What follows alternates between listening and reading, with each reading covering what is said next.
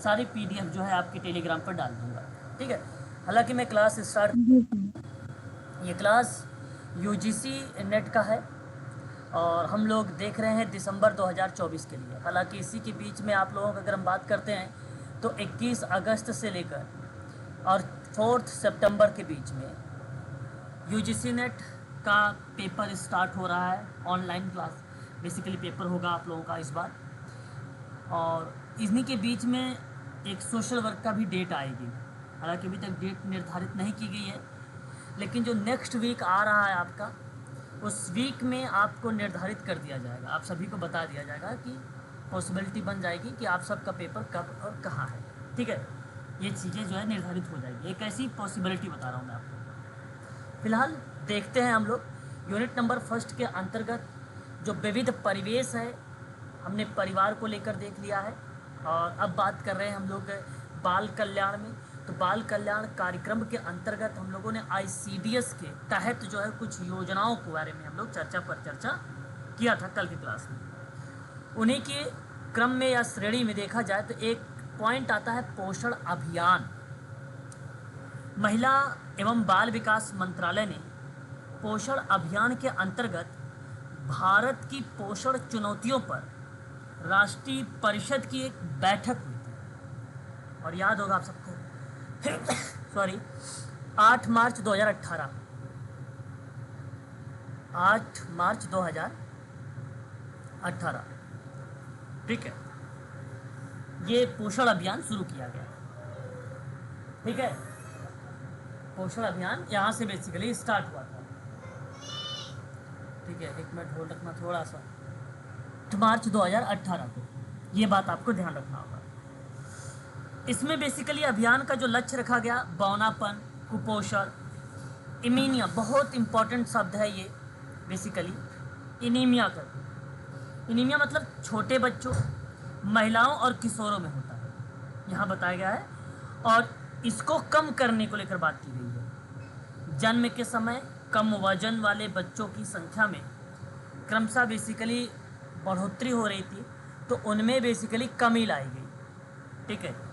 Mission का लक्ष्य था कि 0 से 6 वर्ष आयु वर्ग के बच्चों में बौनेपन को 38.4% से घटाकर 2022 तक में 25% तक का लक्ष्य लाना था, ठीक है। 2022 तक का 25%, है ना।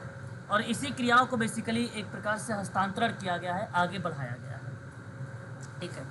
तो पोषण अभियान का उद्देश्य बेसिकली प्रौद्योगिकी के उपयोग के द्वारा सेवा वितरण और हस्तक्षेप को सुनिश्चित करना है ना। निगरानी मानदंडों को ध्यान में रखते हुए विशेष लक्ष्य को निर्धारित करना है, ये पोषण अभियान है। तो इसका उद्देश्य है छोटे बच्चों में कुपोषण, अल्प पोषण, एनीमिया को कम करके किशोर लड़कियों और गर्भवती महिलाओं और स्तनपान कराने वाली माताओं पर ध्यान केंद्रित करके, है ना, स्टैटिंग, अल्प पोषण, एनीमिया की रोकथाम के साथ जन्म के समय कम वजन वाले बच्चों के स्तर में सुधार करना। शायद ये मैंने आप लोगों को कल बताया था इसके संबंध में, है ना, कल हम लोगों ने, हाँ सर, लोग थे। तो चलिए आगे बढ़ते हैं। अब देखिए आईसीडीएस का उद्देश्य मैं आपको पढ़ा चुका हूँ, आप जानते हैं। मेन पॉइंट को मैं केवल आपको ध्यान दे रहा हूँ, इसको आप ध्यान में रखिएगा।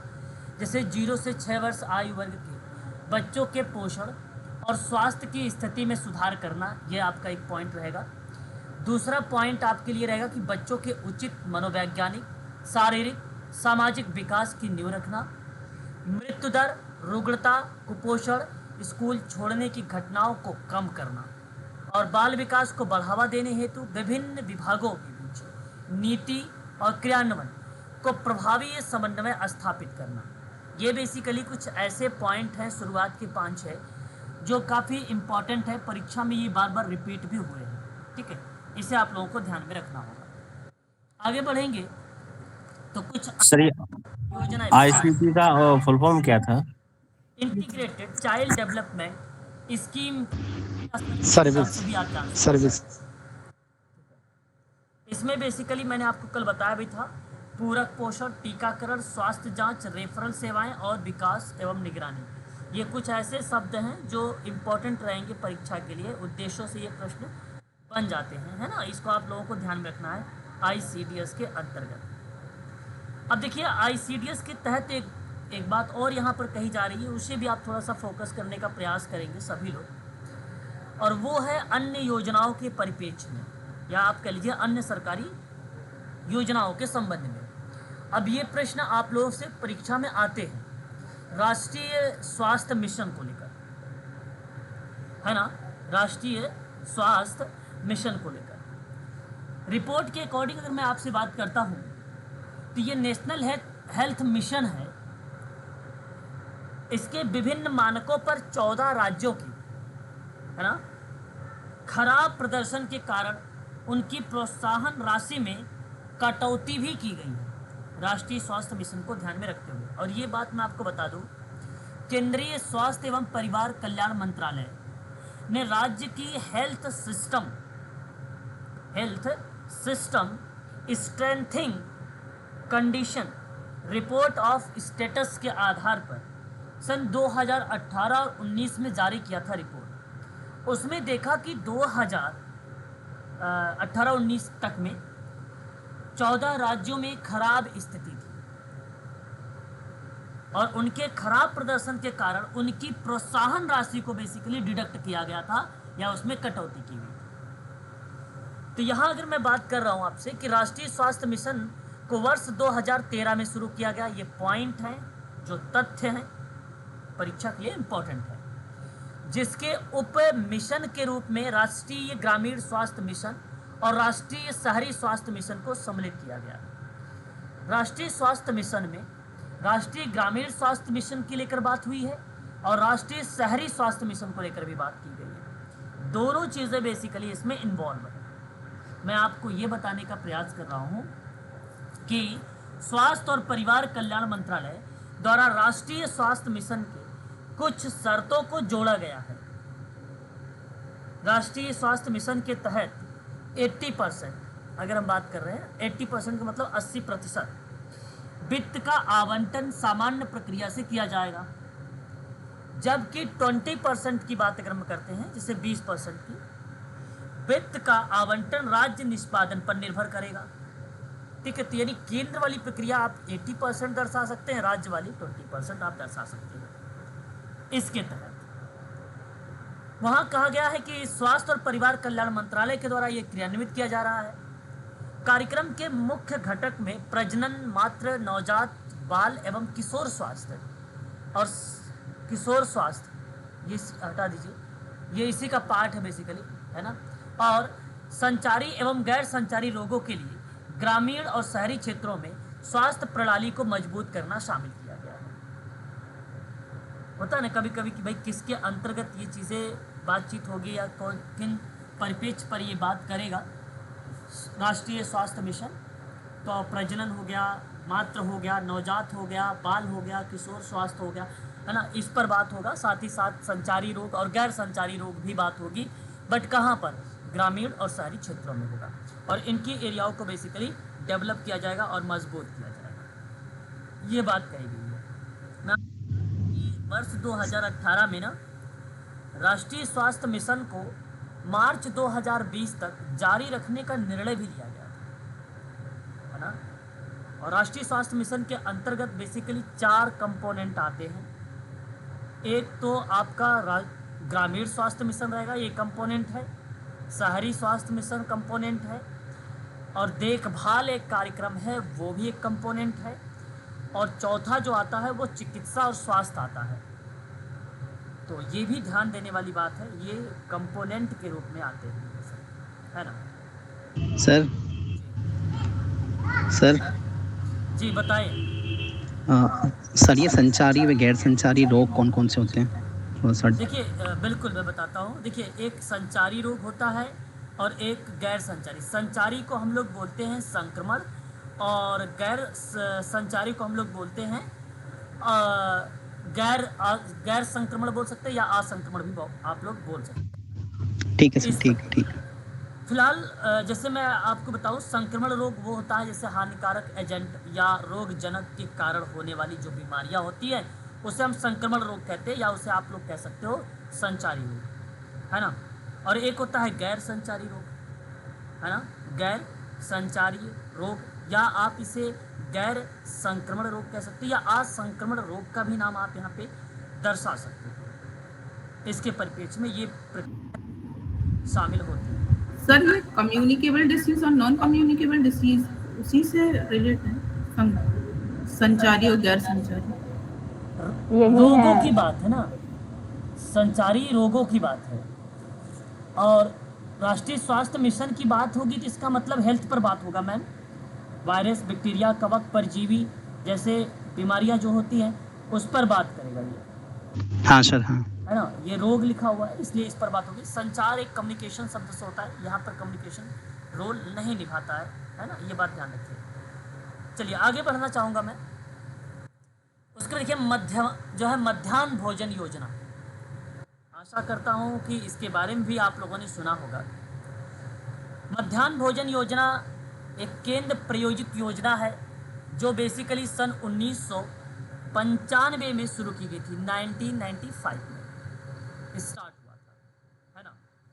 मानव संसाधन विकास मंत्रालय, ह्यूमन रिसोर्सेज डेवलपमेंट मिनिस्ट्री के अकॉर्डिंग पिछले 3 वर्षों में भोजन की खराब गुणवत्ता के संबंध में लगभग 15 राज्य केंद्र शासित प्रदेशों से 35 शिकायतें मंत्रालयों में दर्ज की गई हैं।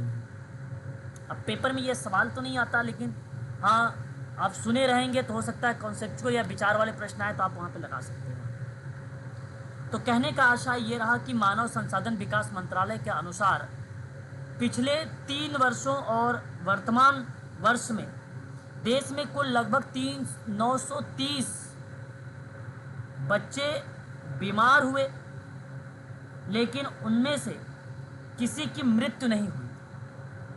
साथ ही ये भी कहा गया कि बच्चों को पका हुआ और पौष्टिक मध्याह्न भोजन देने की समग्र जिम्मेदारी जो है वो राज्य सरकार की, ऐसी बात कही जा रही थी। तो मध्याह्न भोजन योजना मानव संसाधन विकास मंत्रालय के स्कूल शिक्षा और साक्षरता विभाग के अंतर्गत कंडीशंस को शामिल किया गया है।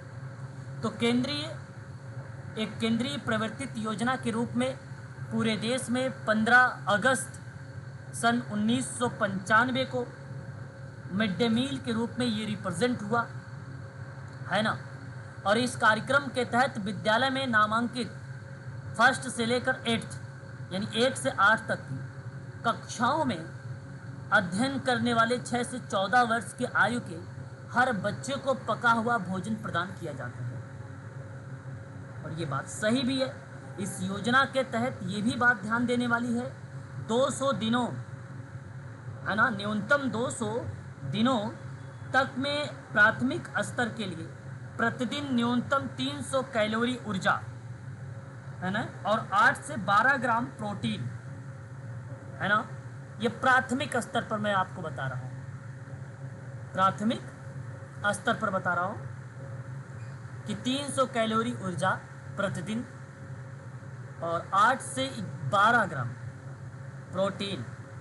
और जो हायर प्राथमिक होंगे, जो उच्च प्राथमिक वाले होंगे, उनके लिए 700 कैलोरी ऊर्जा और 20 ग्राम प्रोटीन, है ना, 20 ग्राम प्रोटीन।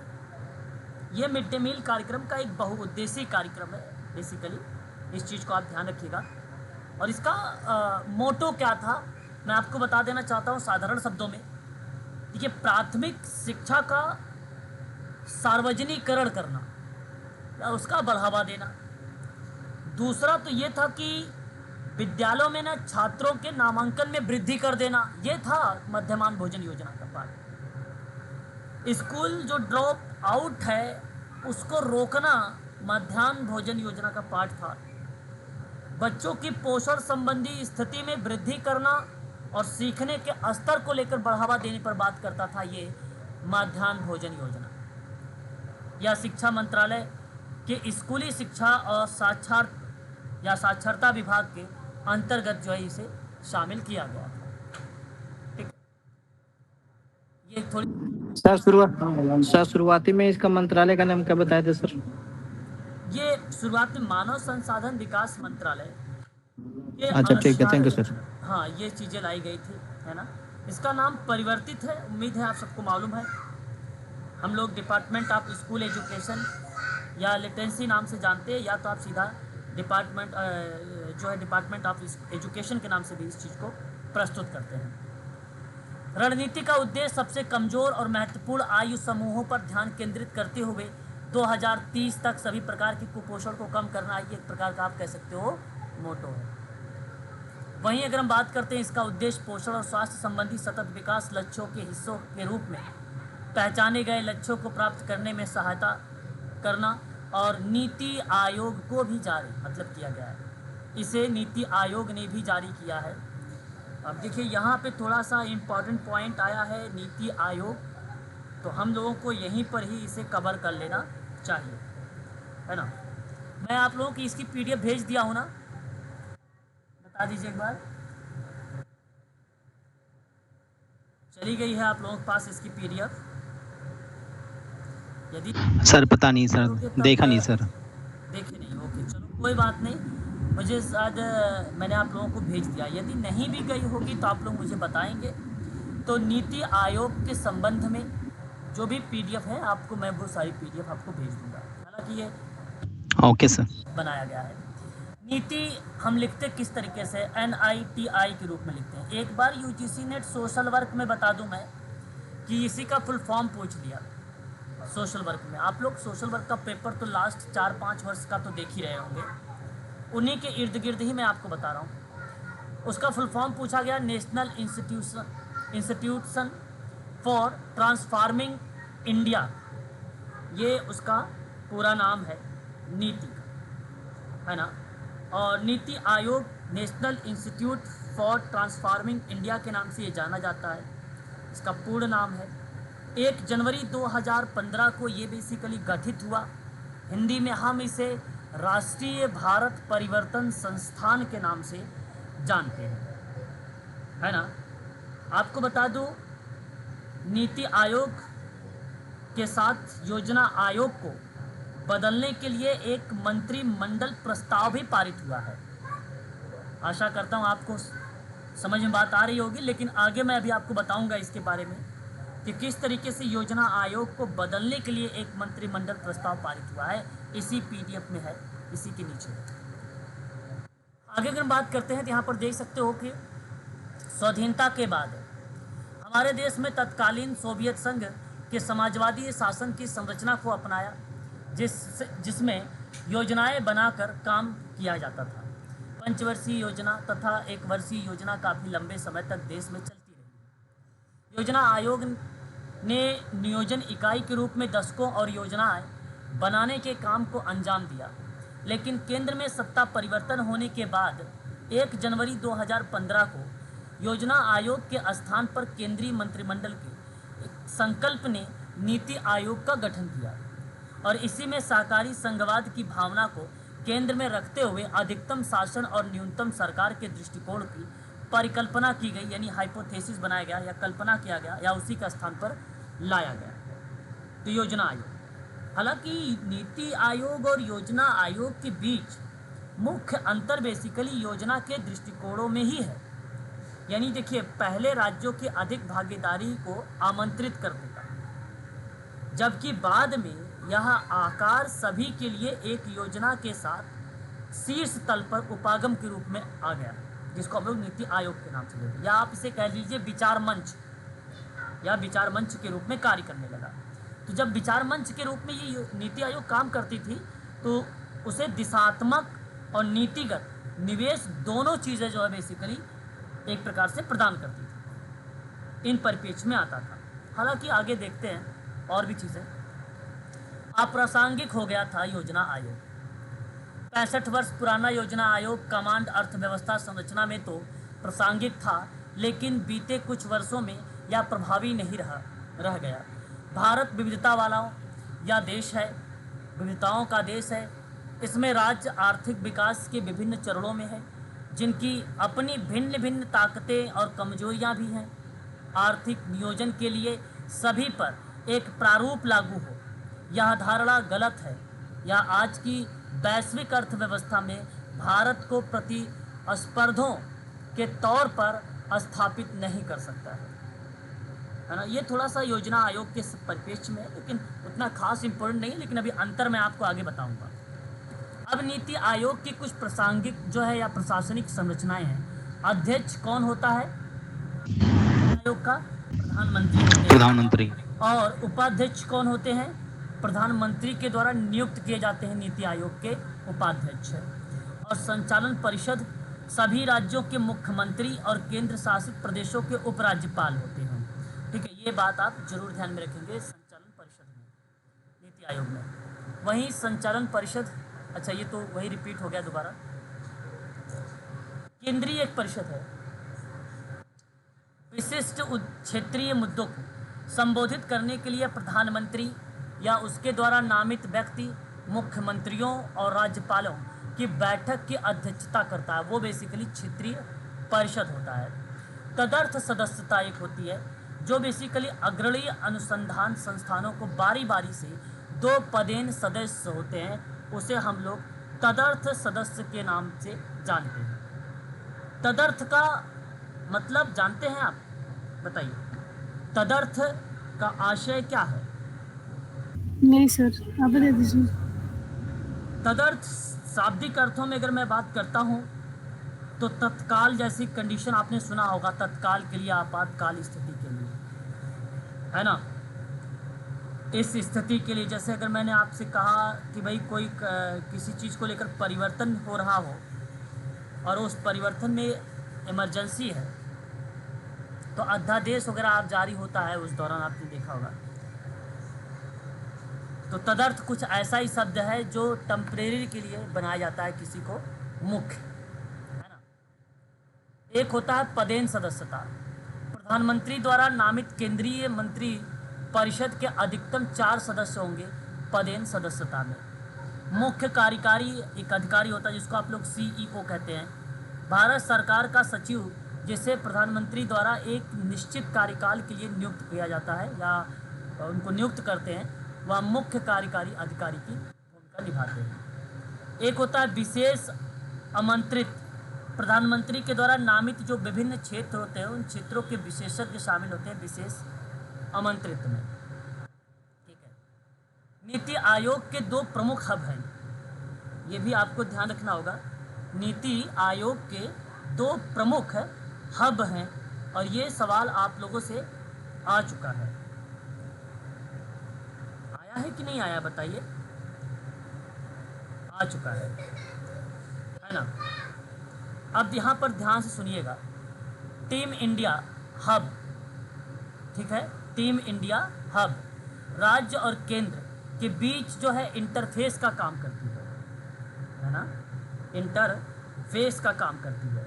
कहने का आशय मेरा इसके अंतर्गत ये है आप सभी लोगों से कि नीति आयोग का जब विकास हो रहा था 2015 में, तो नैतिकता, व्यवहार, मार्गदर्शन इत्यादि जैसे शब्दों को रिप्रेजेंट किया गया कि भाई इस पर ये कार्य करेगा। कहने का मतलब है भारत को बदलने के लिए राष्ट्रीय संस्थान है ये नीति आयोग, और यह देश की प्रमुख नीति निर्माण संस्था जिससे देश के आर्थिक विकास को बढ़ावा मिलने की उम्मीद रहेगी। एक मजबूत राज्य का निर्माण होगा, एक गतिशील और मजबूत राष्ट्र बनाने में मदद करेगा ये नीति आयोग, है ना। इससे भारत को दुनिया में एक प्रमुख अर्थव्यवस्था के रूप में उभरने में मदद भी मिलेगी नीति आयोग से। तो नीति आयोग के निर्माण में टीम इंडिया हब और ज्ञान और नवाचार केंद्र, ज्ञान और नवोवेश केंद्र, ये 2 हब हैं। इन 2 हब को लाया गया। तो जो बेसिकली टीम इंडिया हब था, इसमें केंद्र सरकार के साथ भारतीय राज्यों की भागीदारी को सुनिश्चित की गई थी। इसमें टीम इंडिया हब वाले में ज्ञान और नवोवेश में अगर हम बात करते हैं, ज्ञान और नवाचार केंद्र भी आप बोल सकते हो उसे, या संस्थान की थिंक टैंक क्षमताओं का निर्माण करेंगे, है ना। तो कहने का आशय ये था कि नीति आयोग थिंक टैंक की भांति कार्य करेगा ये, और इसी नीति आयोग खुद को अत्याधुनिक संसाधन केंद्र के रूप में विकसित कर रहा है, जिसमें आवश्यक संसाधन, ज्ञान, कौशल हैं, जो इसे गति के साथ कार्य करना और अनुसंधान, नवाचार को आगे बढ़ाना, सरकार को महत्वपूर्ण नीतिगत दृष्टि प्रदान करना जैसी मैनेजमेंट वाली प्रक्रिया सकारात्मक दृष्टिकोण से देखी गई नीति आयोग में। तो नीति आयोग के 3 दस्तावेज जारी किए गए, जिसमें 3 वर्षीय कार्य एजेंडा था, 7 वर्षीय मध्यम अवधि की रणनीति का दस्तावेज और 15 वर्षीय लक्ष्य दस्तावेज शामिल किए गए। तो इसमें बेसिकली एक 3 वर्षीय कार्य एजेंडा, दूसरा 7 वर्षीय कार्य अवधि की रणनीति, तीसरा 15 वर्षीय लक्ष्य, ये 3 दस्तावेज जारी किए गए थे नीति आयोग के अंतर्गत। काम वही था कि भाई एक आर्थिक नीति जिसमें राष्ट्रीय सुरक्षा हितों को शामिल किया जाए, समाज के उन वर्गों का विशेष ध्यान दिया जाएगा जहाँ पर आर्थिक प्रगति से संतोषजनक लाभ ना मिल पाने पर खतरा हो सके, उन्हीं परिप्रेक्ष्य में। हालांकि बहुत सारे इसके लक्ष्य हैं नीति आयोग के, और इन लक्ष्यों पर कार्य करने लगा, है ना। आगे हम बात करते हैं नीति आयोग के उद्देश्यों पर। देखिए, यह मानता है कि मजबूत राज्य को एक मजबूत राष्ट्र बनाना और संघीय और सहभागिता की भावना को बढ़ाने के लिए राज्यों को निरंतर संचालित समर्थन तंत्र के माध्यम से सहयोग प्रदान करना, ग्रामीण स्तर पर विश्वसनीय योजना बनाने के लिए तंत्र विकसित करना और सरकार और उच्च स्तरों तक उसे उत्तरोत्तर विकसित करना, राष्ट्रीय सुरक्षा हितों में आर्थिक रणनीति, नीति इत्यादि शामिल की जाए, समाज में उन वर्गों पर विशेष ध्यान देना जहाँ पे आर्थिक प्रगति के पर्याप्त रूप से लाभान्वित ना हो पाए हों, और प्रमुख हितधारक राष्ट्रीय और अंतर्राष्ट्रीय थिंक टैंक जैसे शैक्षिक, नीति अनुसंधान संस्थान के बीच में भागीदारी को प्रोत्साहन देना, राष्ट्रीय और अंतर्राष्ट्रीय विशेषज्ञ या चिकित्सकों तथा अन्य भागीदारों के सहयोग से ज्ञान, नवाचार, उद्यमशीलता की पहचान प्रणाली को बनाए रखना, विकास एजेंडा के क्रियान्वयन में तेजी लाना, अंतर क्षेत्रीय और अंतर विभागीय मुद्दों समाधान हेतु एक मंच प्रदान करना, राज्यों को कला संसाधन केंद्र के रूप में स्थापित करना, शासन पर शोध केंद्र बनाना और सतत एवं न्याय संगत विकास में सर्वोत्तम तरीके से अपनाने के लिए विभिन्न हितधारकों तक उनको पहुंचाना। इस तरीके की प्रक्रिया बेसिकली इसके लक्ष्य के रूप में रखा गया था। प्रगतिशील एजेंडों को तेजी से पूरा करना, अंतर क्षेत्रीय और अंतर विभागीय मुद्दों का समाधान करना, ये भी एक लक्ष्य था। शैक्षिक और नीति अनुसंधान संस्थानों के बीच में क्या करना, साझेदारी करना, बहुत सारे इसके लक्ष्य रखे गए, बट ये पॉजिटिव के रूप में, राष्ट्रीय सुरक्षा हितों के रूप में रखा गया था इसका लक्ष्य, ठीक है ना। उसके बाद अगर हम बात करते हैं तो यहाँ देखिए, अब हमारे सामने नीति आयोग के अंतर्गत एक आता है 7 स्तंभ। आपने नाम सुना है नीति आयोग के 7 स्तंभ? अगर किसी ने सुना है तो एक बार बताइए जरा। नीति आयोग के 7 स्तंभ। एक होता है जन हितैषी। जन हितैषी, जन हितैषी का कहने का अर्थ था कि समाज के साथ साथ व्यक्तियों की आकांक्षाओं को पूरा करना, तो वो जन हितैषी के रूप में आया गया। और एक था सक्रियता। सक्रियता, सक्रियता का मतलब था कि नागरिकों की आवश्यकताओं की प्रत्याशा और प्रतिक्रियाओं को ध्यान में रखते हुए क्रियाओं का संचालन करना, तो वो सक्रियता। मतलब यहाँ नागरिक, अगर मैं बात करता हूँ तो नागरिकों की आवश्यकताओं को ध्यान में रखना है, उसकी प्रत्याशा और उसकी प्रतिक्रिया में कार्य करना है, तो वो सक्रियता के रूप में अगर काम करेंगे तो बेटर रहेगा। और एक था भागीदारी। भागीदारी है ना। ये जो भागीदारी शब्द है, ये नागरिकों के पार्टिसिपेशन पर बल देता था, यानी भागीदारी पर बल देता था, एक प्रकार से सहयोग पर बल देता था, सहभागिता पर। और एक आपका आता था सशक्तिकरण।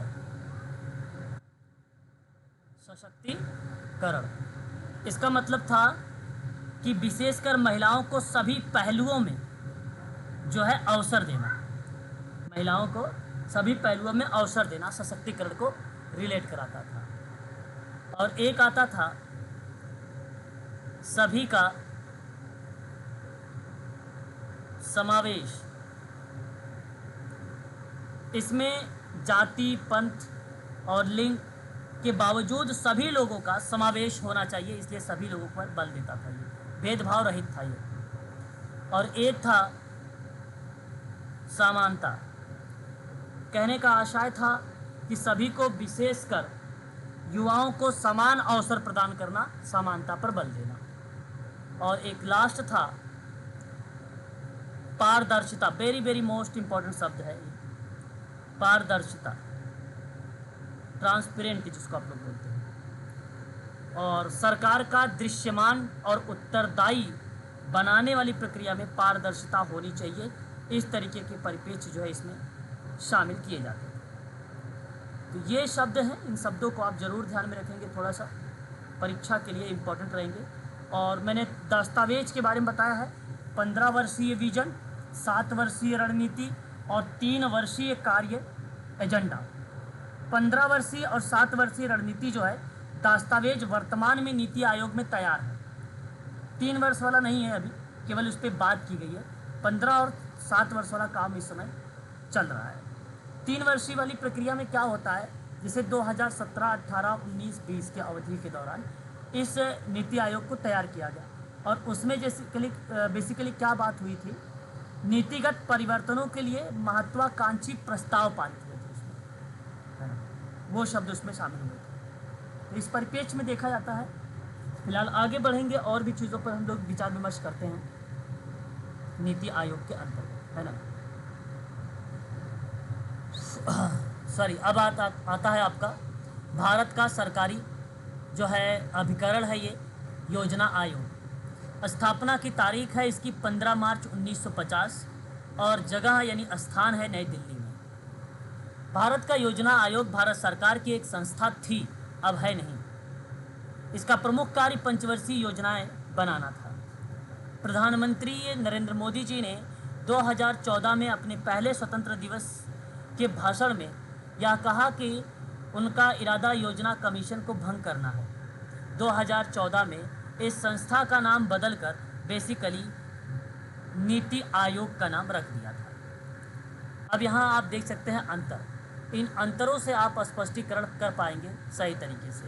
जो नीति आयोग है यह एक सलाहकार थिंक टैंक के रूप में कार्य करती है।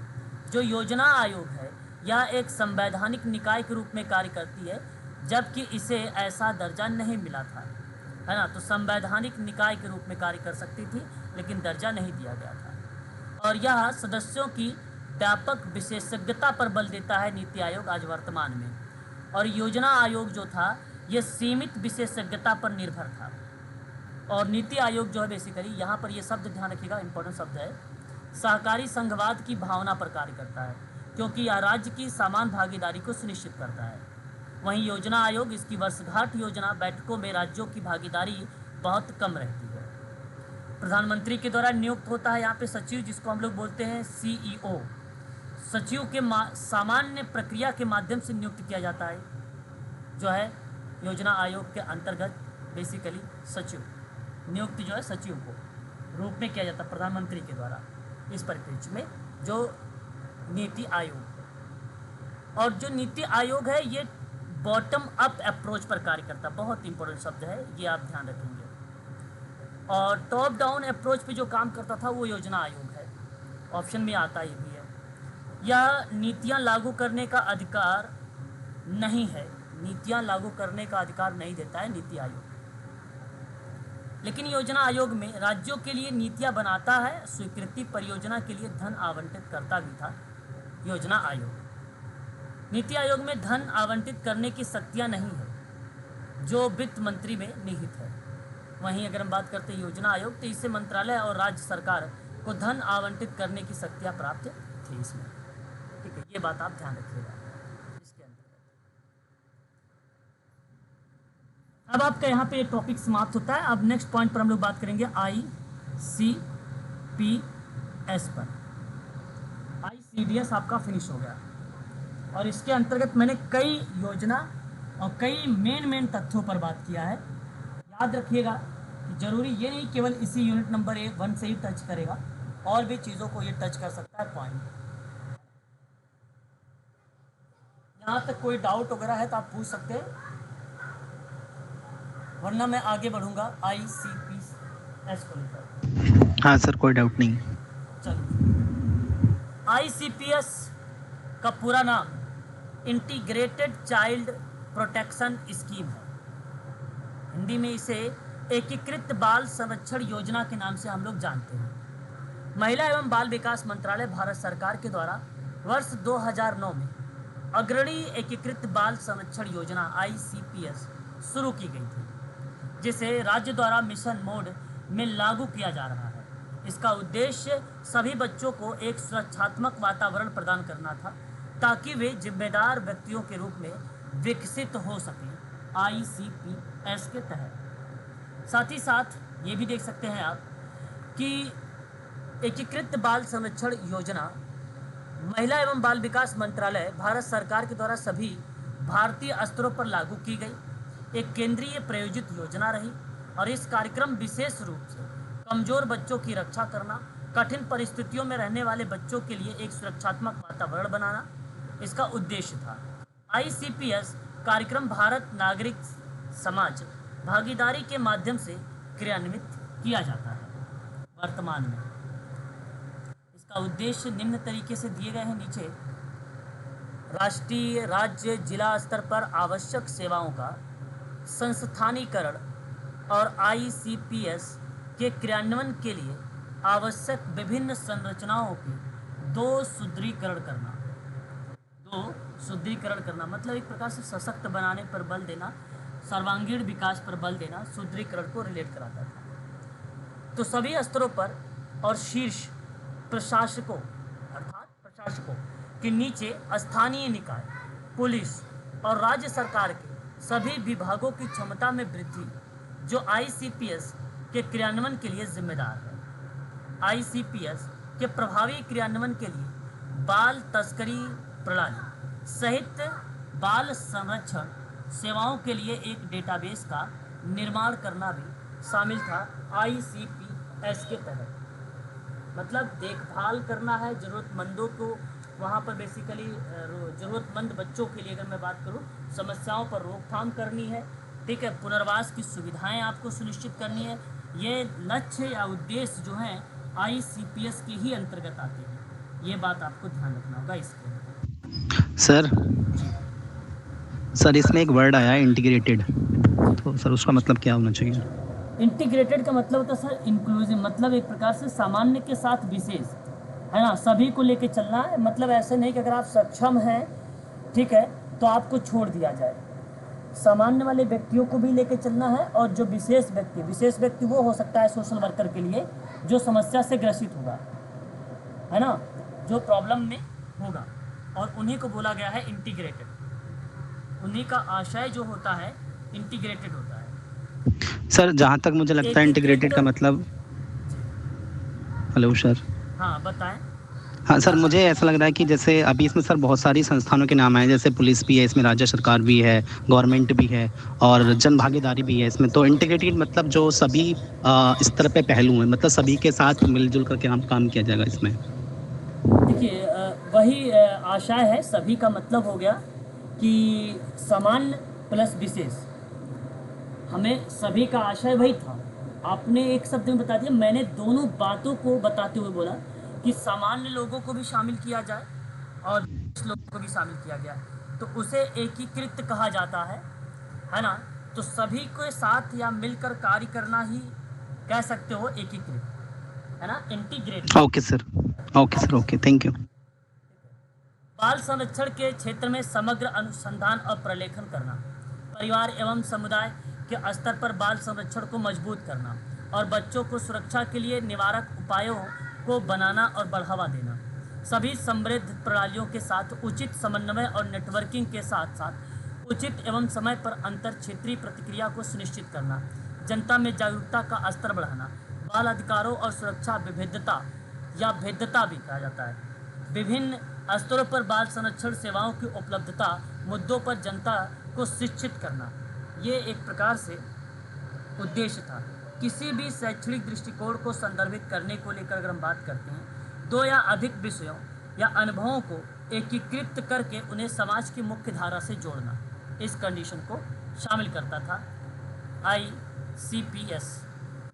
अब ICPS के अंतर्गत देखिए कुछ बिंदु हैं जो बेसिकली महत्व और क्षेत्र को दर्शाते हैं। जैसे अगर मैं आपसे बात करता हूँ, या भारत में लंबे समय से चले आ रहे बच्चे को गोद लेने के मुद्दों को ठीक से संबोधित करेगा। ICPS बच्चों से संबंधित सभी कानूनों और दिशा निर्देशों के प्रवर्तन और उचित क्रियान्वयन में मदद करेगा। ICPS अनाथ बच्चे और सभी बच्चों को CARA, कारा का नाम सुना है आप लोगों ने? CARA, हाँ सर, सुना है सर। देखिए यहाँ अगर मैं कारा की बात आपसे करता हूँ तो सेंट्रल एडॉप्टेशन रिसोर्सेज अथॉरिटी होता है। परीक्षाओं में ये हमसे सवाल पूछा भी गया है कि केंद्रीय दत्तक ग्रहण संसाधन प्राधिकरण क्या होता है, तो कारा होता है। इसी के सहयोग से एक उचित घर पाने में मदद करना। यह योजना बाल नशीली दवाओं के दुरुपयोग पीड़ितों, बाल तस्करी के पीड़ितों और किशोर अपराधियों के उचित पुनर्वास को सुनिश्चित करेगी। ICPS इस संबंध में परिवारों और समाज को जागरूक और संवेदनशील बनाकर ऑफ ग्रिड बाल संरक्षण बुनियादी ढांचे को मजबूत करने में मदद करता है। ये भी एक प्रकार से ICPS की एक अहम भूमिका निभाता है। साथ ही साथ बात करते हैं तो कुछ इसके अंतर्गत प्रावधान आते हैं। क्या प्रावधान है, जरा थोड़ा ध्यान से सुनिएगा। ICPS के अंतर्गत पहले का मतलब यह है कि बाल कल्याण के लिए जो प्रावधान शामिल किए गए वो बेसिकली अनुच्छेद को रिलेट कराए गए, जिसमें आपका 21 अनुच्छेद एक आता है, एक 45 और एक आता है 51। 51 का करिएगा, 21 का ए बोलिएगा, तब जाके ये स्पष्ट होगा, अदरवाइज ये गलत हो जाएगा। ठीक है, तो बच्चों को लेकर 21 का ए, 45 और 51 का जो है संचालित किया गया। हालांकि अगर मैं बात करता हूँ अनुच्छेद 21 के का में, का मतलब होता है ए, शिक्षा का अधिकार। राज्य 6 से 14 वर्ष आयु के तक के सभी बच्चों को निःशुल्क और अनिवार्य शिक्षा इस प्रकार प्रदान करेगा जिस प्रकार से राज्य विधि के अधीन निर्धारित करे या जिस प्रक्रिया में निर्धारित है। कहने का आशय क्या है, जरा नीचे देखेंगे। शिक्षा के अधिकारों को अगर हम लेकर बात करते हैं संवैधानिक प्रावधानों में, तो मूल भारतीय संविधान के भाग 4 में DPSP का पार्ट मिलता है, directive principle of state policy, राज्य के नीति निर्देशक तत्वों में। भाग 4 के अंतर्गत अनुच्छेद 45 और अनुच्छेद 39F में राज्य के द्वारा वित्त पोषित समान और सुलभ शिक्षा के प्रावधानों को शामिल किया गया है। वहीं शिक्षा के अधिकार पर पहला आधिकारिक दस्तावेज वर्ष 1990 में राममूर्ति समिति की रिपोर्ट में की गई थी। शिक्षा का अधिकार सबसे पहले 1990 में राममूर्ति समिति की रिपोर्ट में की गई थी। सन 1993 में उन्नी कृष्णन JP वर्सेस आंध्र प्रदेश राज्य और अन्य मामले में सर्वोच्च न्यायालय ने अपने ऐतिहासिक निर्णय में कहा कि शिक्षा का अधिकार अनुच्छेद 21 के अंतर्गत मौलिक अधिकार है। लेकिन तपस मजुमदार समिति ने 1999 में आया अनुच्छेद 21 का ए को इसने शामिल करते हुए उसकी अनुशंसा भी की। तो थोड़ा सा वर्ष याद रखिएगा और क्या बात है किसके अंतर्गत, ये भी ध्यान रखिएगा, ये भी सवाल बन सकते हैं। परंतु ओके सर। जी जी कुछ कह रहे हैं सर, प्लीज पहले कुछ कह रहे हैं आप? नहीं सर, नहीं सर।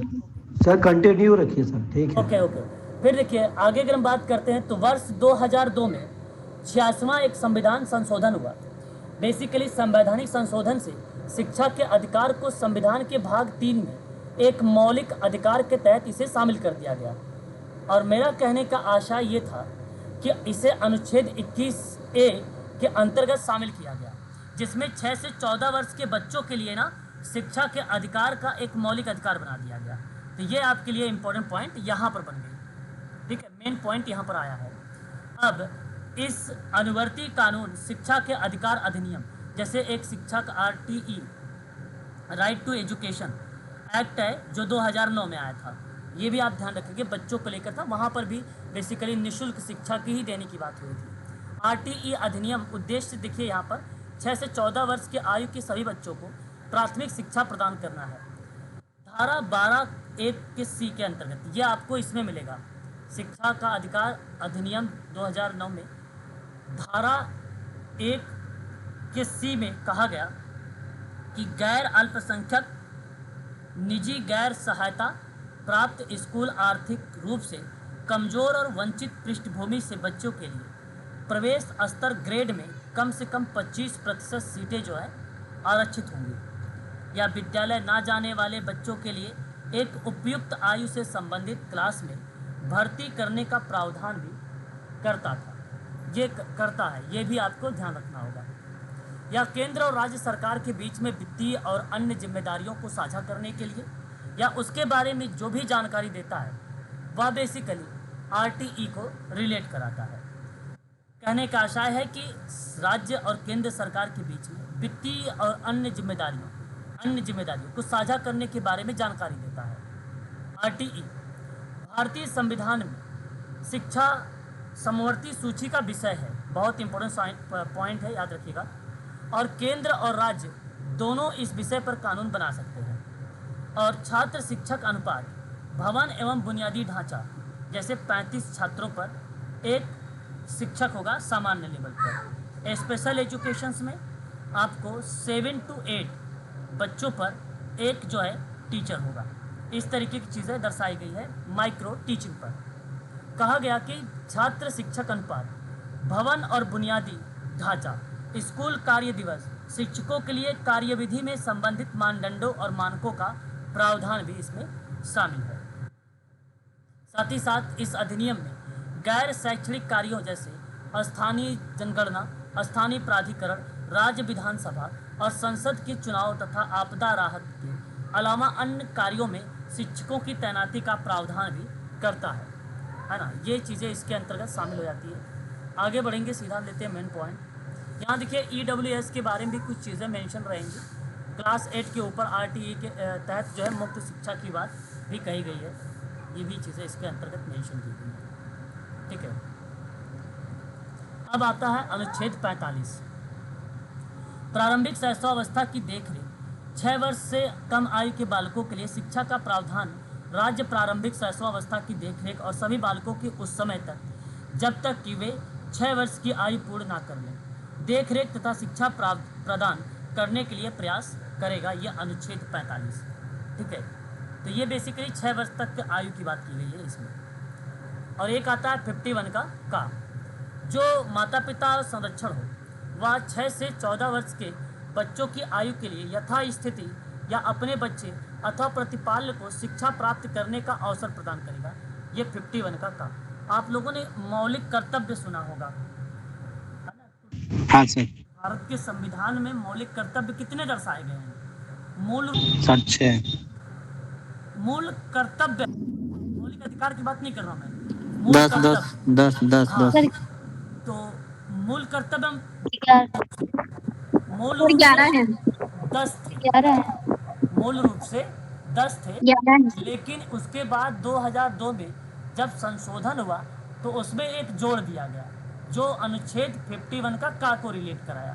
अतः आप ये कह सकते हो आज वर्तमान में जो मौलिक कर्तव्य हैं वो भारत के संविधान में 11 टोटल दर्शाए गए हैं और मूल रूप से कितने थे याद रखिएगा, वो 10 थे, ठीक है, मूल रूप से। उसके बाद अब हम बात करेंगे महिला कल्याण पर। यहाँ पर बच्चे के संबंध में पॉइंट आपका समाप्त हो गया। जितनी भी मैंने यहाँ पर आप लोगों के लिए कार्यक्रम बच्चों से लिया था, बच्चों से संबंधित अनुच्छेद भी ले लिया। हालांकि अभी अनुच्छेद 23-24 भी आता जो कि इसको रिलेट नहीं कराता यहाँ पर, अतः इसलिए मैं यूनिट नंबर 1 में नहीं बता रहा हूँ। आगे आपको बच्चों के संबंध में अधिनियम भी बताऊँगा और बच्चों के संबंध में आपको वहाँ पर कुछ और अनुच्छेदों पर भी बात हम लोग करेंगे। तो महिला कल्याण के अंतर्गत यहाँ पर पूछा गया है कि महिलाओं का आर्थिक, सामाजिक और राजनीतिक सशक्तिकरण सुनिश्चित करना, कमजोर और हाशिए पर पड़ी महिलाओं को राहत एवं पुनर्वास प्रदान करना, जिसके पास पारिवारिक और सामाजिक समर्थन और आय के स्वतंत्र साधन नहीं है। लैंगिक बजट के माध्यम से सरकार की नीतियाँ और कार्यक्रमों और योजनाओं में लैंगिक चिंता की मुख्य धारा में लाना। कहने का आशय ये है कि महिला कल्याण को ध्यान में रखते हुए कि भारत में महिलाओं का विकास और उनकी उन्नति के समय में आर्थिक, सामाजिक, राजनैतिक और धार्मिक इत्यादि जो भी पक्ष हैं उन पक्षों को बेसिकली प्रभावित करना, एक प्रकार से समाज सकारात्मक तरीके से प्रभावित करना, है ना, उस परिप्रेक्ष्य में बातचीत की गई है। कहने का आशय क्या है, यहाँ आप उद्देश्यों से समझ सकते हैं।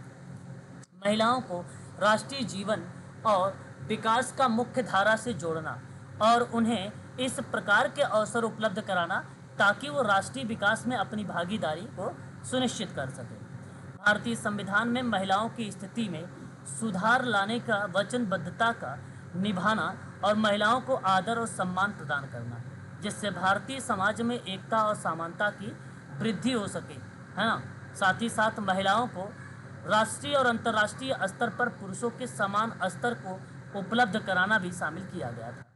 राजनीतिक भागीदारी, शिक्षा का स्तर, स्वास्थ्य की स्थिति, निर्णयकारी निकाय, प्रतिनिधित्व, संपत्ति तक की पहुंच इत्यादि प्रासंगिक संकेत रहे हैं महिलाओं के लिए, जो समाज को व्यक्तिगत सदस्यों की स्थिति को प्रकट करते हैं। हालांकि समाज में सभी सदस्यों की विशेष रूप से महिलाओं के उन कारकों तक एक समान पहुंच नहीं रही है जो इस स्थिति की ओर या संकेत की ओर गठन करता है। ठीक है, तो महिला कल्याण जैसी शब्द जो है इसमें आ जाता है और यहाँ स्वास्थ्य को लेकर बात किया गया, समाज को लेकर, शिक्षा को लेकर, व्यक्तिगत सदस्य या व्यक्तिगत पहुंच को लेकर, सामूहिक पहुंच को लेकर बल दिया गया। टोटली बात कहा गया एक समानता लाना। ठीक है, पितृसत्तात्मक मानदंड भारतीय महिलाओं की शिक्षा और रोजगार विकल्पों को, जिसमें शिक्षा प्राप्त करने के विकल्प को लेकर कार्यबल में प्रवेश और कार्य की प्रकृति तब सब शामिल है जो सीमित और प्रतिबंधित करती है। इन सभी चीज़ों पर बात किया जाएगा जो बेसिकली महिलाओं के लिए अवरुद्ध पर बात, जो अवरोध डाल रही हो, जो बाधा डाल रही होगी, उन क्रियाओं पर बात होगी। तो महिला सशक्तिकरण के बारे में संविधान में एक स्टेटमेंट आता है और वो कहता है लैंगिक समानता का सिद्धांत। भारतीय संविधान में ये शब्द निहित है। संविधान न केवल महिलाओं को समानता की गारंटी देता है बल्कि राज्य को महिलाओं के पक्ष में सकारात्मक भेदभाव के उपाय करने की शक्ति भी प्रदान करता है ताकि उनके संचयी सामाजिक, आर्थिक और राजनीतिक अलाभ की स्थिति को कम किया जा सके। ऐसी भी बात संविधान में कही गई है। महिलाओं को लिंग के आधार पर भेदभाव नहीं किया जाना चाहिए। अनुच्छेद 15 विधि के समक्ष समता का संरक्षण करना और अनुच्छेद 14 में मूल अधिकार प्राप्त करना। देखिए यहाँ पे अगर मैं बात करता हूँ विधि के समक्ष समता का संरक्षण करना, अनुच्छेद 14 को दर्शाएगा और अनुच्छेद 15 बेसिकली लिंग भेद के आधार पर भेदभाव ना हो, जैसे वर्ग, जाति इत्यादि, है ना, इस पर जो है बल। हाँ सर। अनुच्छेद 15 के 3 में। अच्छा, भारतीय संविधान अनुच्छेद 15 का 3 बहुत इम्पोर्टेंट है क्योंकि परीक्षा में ये कई बार पूछा भी गया है। 15 का 3 मैं आपको बता देना चाहता हूँ। 15 का 3 है ना, देखिए 15 के 3 के अंतर्गत कहा गया है कि महिलाओं और बच्चों के लिए कोई विशेष प्रावधान करने से नहीं रोकेगा। कोई विशेष प्रावधान करने से नहीं रोकेगा। कोई विशेष प्रावधान करने से नहीं रोकेगा, यह आपको ध्यान रखना होगा इसके अंतर्गत, है ना। और 2 जो आता है वो बेसिकली जैसे दुकान हो गया, रेस्तरां हो गया, होटल हो गया, कुआं हो गया, तालाब हो गया, स्नान हो गया, घाट हो गया, सड़क हो गया, सार्वजनिक समागम समझ लीजिए, है ना, उस पर कोई प्रतिबंध नहीं लगेगा। 15 का 2 महिलाओं या किसी भी नागरिक के प्रति। ठीक है, ये भी शब्द इसमें शामिल था। भारत में वे कौन से क्षेत्र हैं जहां महिलाओं ने असाधारण रूप से अच्छा प्रदर्शन किया है? वर्षों से महिलाओं ने समाज के अन्याय और पूर्वाग्रह को झेला है, लेकिन आज बदलते समय के साथ उन्होंने अपनी एक पहचान बना ली है। उन्होंने लैंगिक रूढ़ियों की बेड़ियों को तोड़ दिया है और अपने सपने और लक्ष्य को प्राप्ति के लिए मजबूती से खड़ी हुई है। एग्जाम्पल के तौर पे कुछ महिलाओं के नाम मैंने नीचे मेंशन किया है, सामाजिक कार्यकर्ता रही हैं। जैसे सामाजिक कार्यकर्ता में एक नाम यहाँ पर ये 2 बार नोट हो गया है, आप देख सकते हैं, जो है सिंधुताई सप काव्य।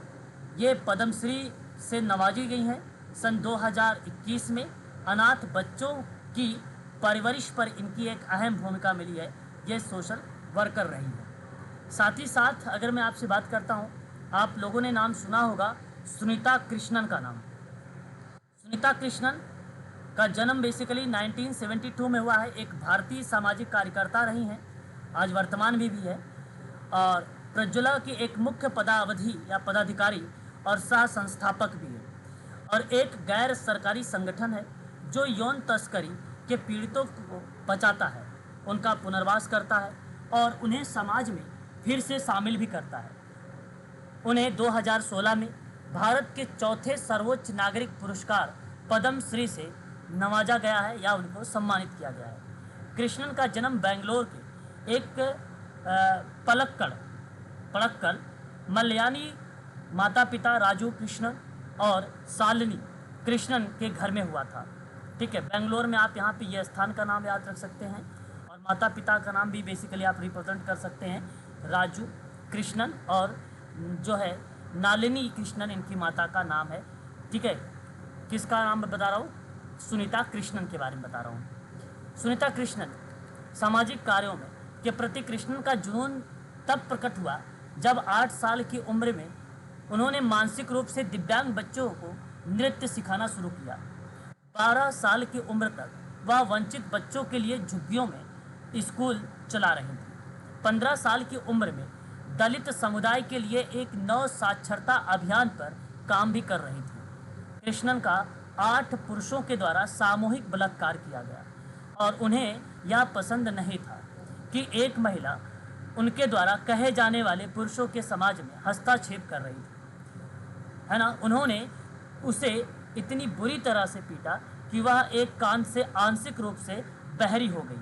और इसी घटना ने आज वह तो करती ही हैं, मतलब एक प्रकार से लोगों को प्रेरित करती हैं और लोगों को समाज की मुख्य धारा से जोड़ती है, यहाँ तक कि दिव्यांगतों के फील्ड में भी ये कार्य करती हैं। ठीक है, सुनीता कृष्णन।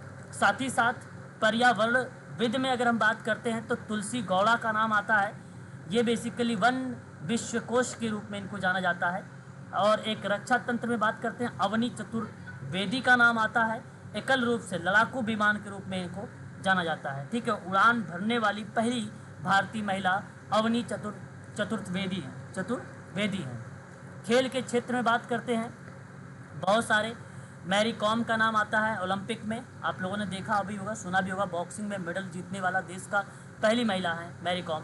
पीवी सिंधु की बात करते हैं, 2 ओलंपिक पद से बेसिकली इनको मिला है। ठीक है, साथ ही साथ अगर हम बात करें भारतीय महिला क्रिकेट में, ठीक है, फाइनलिस्ट में राष्ट्रमंडल 2022 में आप देख सकते हैं, है कि नहीं, बहुत सारे ऐसे लोग हैं, है ना।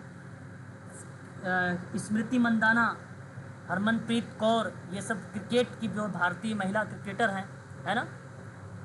बहुत जो है बेसिकली सशक्तिकरण के रूप में अगर देखा जाए तो महिलाओं का बेसिकली विकास हुआ है पिछले कुछ वर्षों में देखा जाए तो, है ना। अंतर्राष्ट्रीय संगठन में भी आप देख सकते हैं, गीता गोपीनाथ का नाम आ जाता है। अंतरिक्ष प्रौद्योगिकी में भी देख सकते हैं, टेसी थॉमस का भी नाम आ सकता है ना। ये थोड़ा सा आप लोगों के लिए जो है जनरल नॉलेज के बढ़ाने के लिए मैंने ये कुछ नाम यहाँ पर मेंशन किया है। ठीक है, यहाँ पे आप देख सकते हैं शकुंतला देवी के बारे में, है ना, नाम आ जाता है। यूपीएससी में भी देख सकते हैं आप लोग यहाँ पर सानंद ढाका का नाम। भारत में महिलाओं के संबंध में चिंताओं को लेकर भी बात अगर किया जाए, वर्तमान में कुछ चीज़ें हैं अभी भी।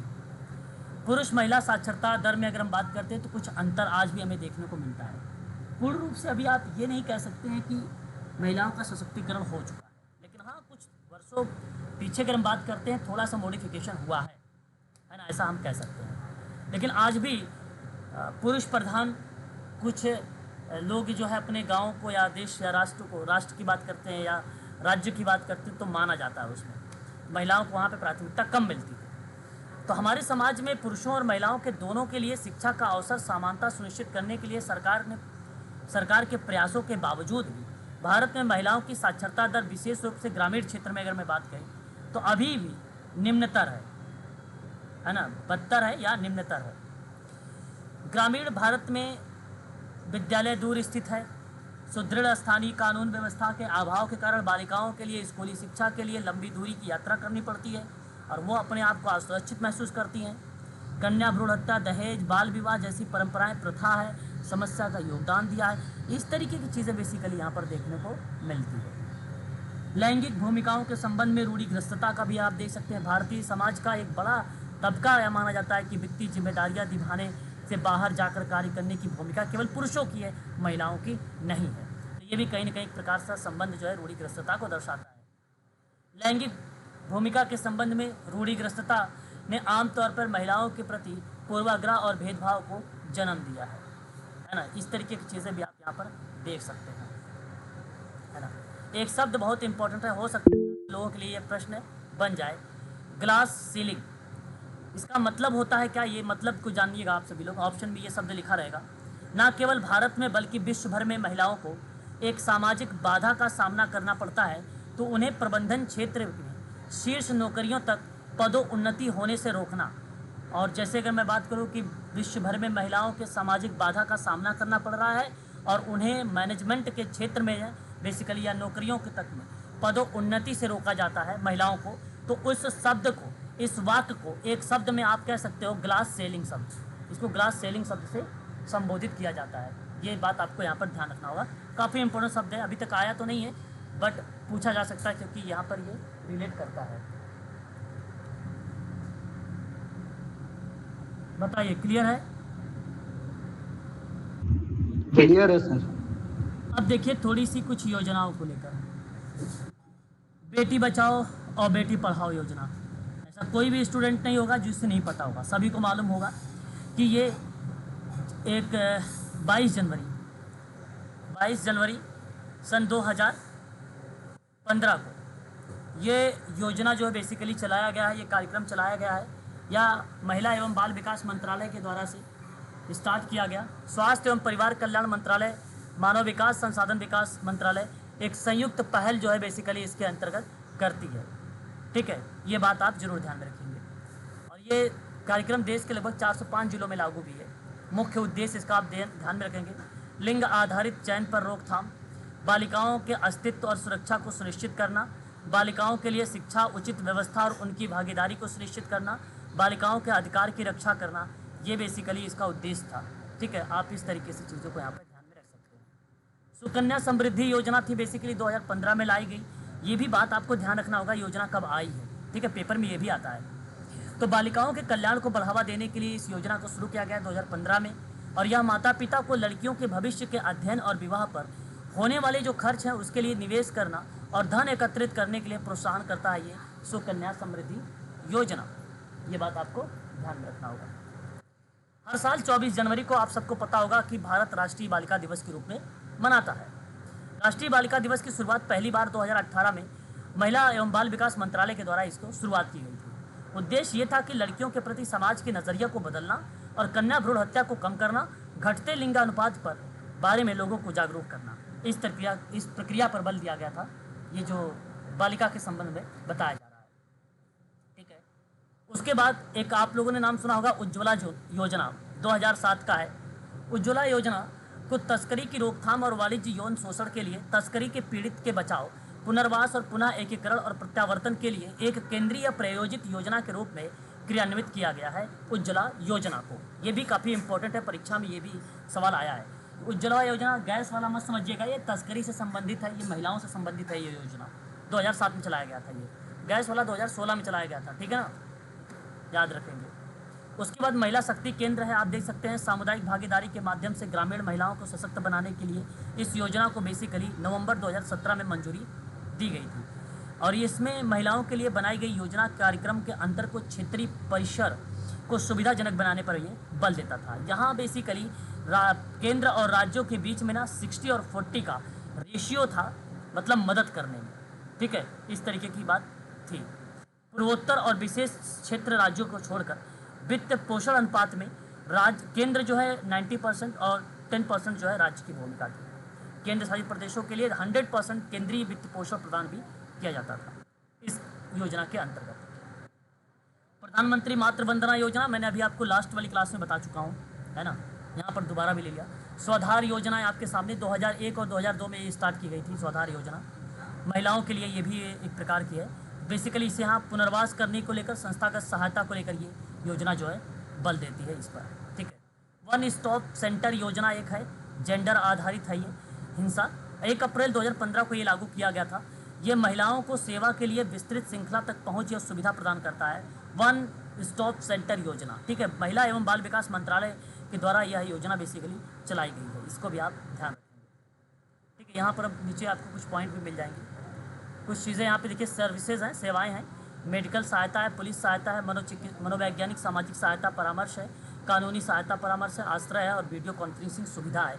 ये वन स्टॉप सेंटर के अंतर्गत सेवाएं जो है शामिल होती हैं। ये उद्देश्य है वन स्टॉप योजना के अंतर्गत, है ना। पॉजिटिव है, आप देख सकते हैं क्या क्या चीज़ें कही गई है।